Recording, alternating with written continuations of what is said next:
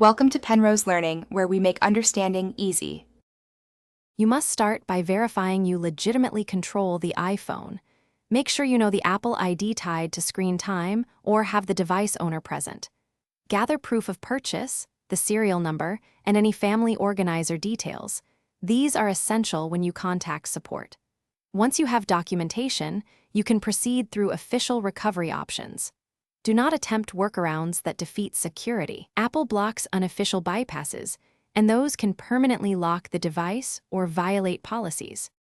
If the screen time passcode is linked to an Apple ID, use the reset option inside screen time settings while signed into that Apple ID. This is the supported route. If the device is managed by family sharing, ask the family organizer to remove or edit restrictions for you. If those options are not possible, collect your proof of purchase and serial number now. You will need them for the next step. These legitimate paths protect privacy and ensure the device remains your rightful property.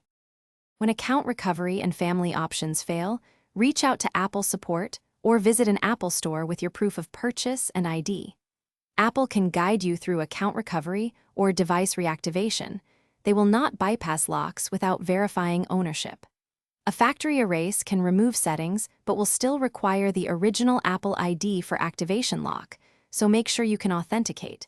If you cannot prove ownership, the key troubleshooting tip is simple. You will need documentation. Without it, Thanks for watching. If this was helpful, leave a like and consider subscribing. See you next time.